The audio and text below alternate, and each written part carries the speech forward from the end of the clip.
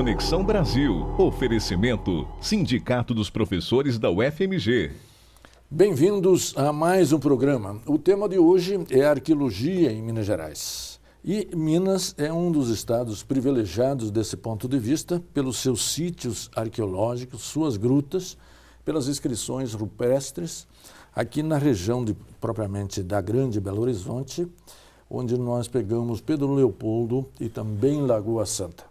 E a Luzia, a mais antiga mulher encontrada no continente, é também dessas regiões.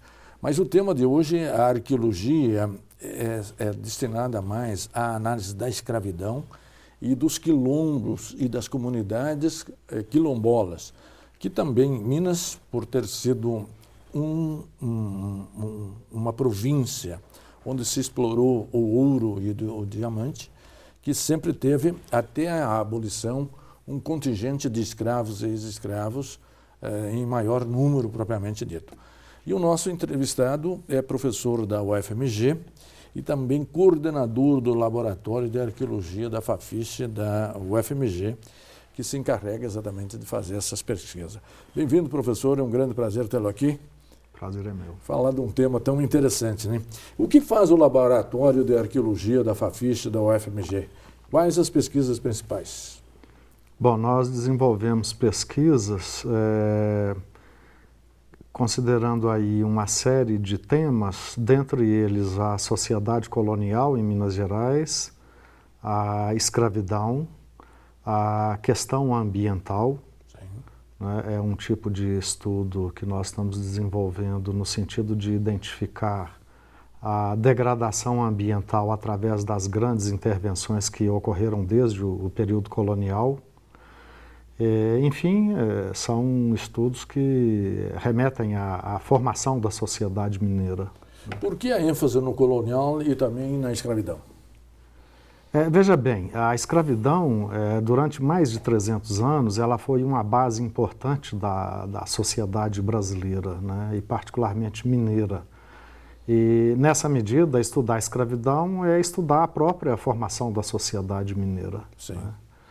Daí a necessidade desses estudos. Perfeito. Por que a escravidão que tinha sido abolida como o feudalismo na Europa foi reinventada no Novo Mundo?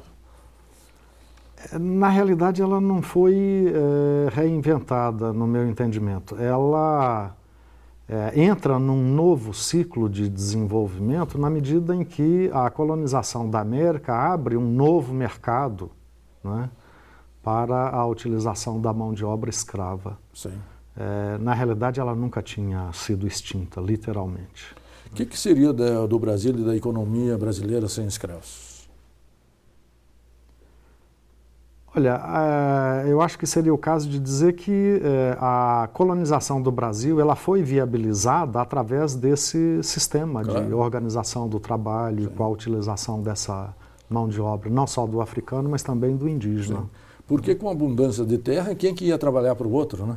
A não ser pela introdução do trabalho compulsório, não é isso, professor? Exato. É uma forma de explicar o processo, como é que ele se desenvolveu. Sim. Né? Qual a documentação histórica que existe sobre esses temas e qual, digamos, o papel da arqueologia na complementação dessas fontes históricas? Bom, veja bem, nós temos uma documentação muito grande, particularmente em Minas Gerais, né? Os arquivos mineiros, eles são muito ricos em documentos, tanto do período colonial como do Império, né? Ou seja, durante a vigência da escravidão. Então, documentos não faltam. Uma observação que é importante que seja feita é que a maioria desses documentos é de origem oficial, né? São documentos que foram feitos por autoridades. No caso da temática da escravidão, por exemplo, são documentos, muitos deles, uma grande parte, ligada à repressão, né, às ações dos escravos que tentavam, de alguma forma, reagir à escravização. Perfeito. Né? O senhor quer dizer que é uma história do vencedor e não do vencido? Do ponto de vista de quem produziu os documentos, sem dúvida alguma é isso. Sim. E, então é uma documentação que precisa ser trabalhada com um certo cuidado. Mas isso não invalida a importância dessa documentação. É uma documentação muito rica. E qual é o papel ou a complementação da arqueologia neste caso? No caso, a arqueologia, ela permite uma série de informações que os documentos não trazem, não é? Sim. E nessa medida há essa complementaridade. Por exemplo, a história dos quilombos, a que você fez referência, a documentação, ou mesmo no caso da mineração, né? A documentação nem sempre traz informações que nós podemos encontrar através de uma pesquisa arqueológica. Sim. Um dos temas relacionados à escravidão era exatamente os quilombos e as comunidades quilombolas, né? O que se tem de documentação exatamente para estudar, digamos, os quilombos, que era exatamente a negação de uma sociedade escravocrata, não é isso? Correto. Que é vista pela literatura. Correto. Há uma documentação grande que trata desse tema e que foi produzida geralmente pelas autoridades, pelos militares, pelo pessoal que compunha as tropas encarregadas Sim. de atacar e destruir os quilombos. Sim. Não é? Então, quer dizer, as informações, por um lado, há um grande número de documentos, por outro lado, há uma certa deficiência com relação a vários aspectos. Sim. Não é? A Igreja Católica, aqui, num certo sentido, pelo menos os jesuítas, protegiam os índios. Protegeram da mesma forma os escravos e as escravas? Não, no caso, a religião católica e mesmo a Igreja funcionaram muito no sentido de preservação do sistema escravista, de defesa da escravidão. Da escravidão. Da escravidão. Então, há, inclusive, obras de teólogos importantes da Igreja Católica defendendo a escravidão, justificando e mesmo propondo medidas no sentido de aperfeiçoar o sistema, mas não de extingui-lo.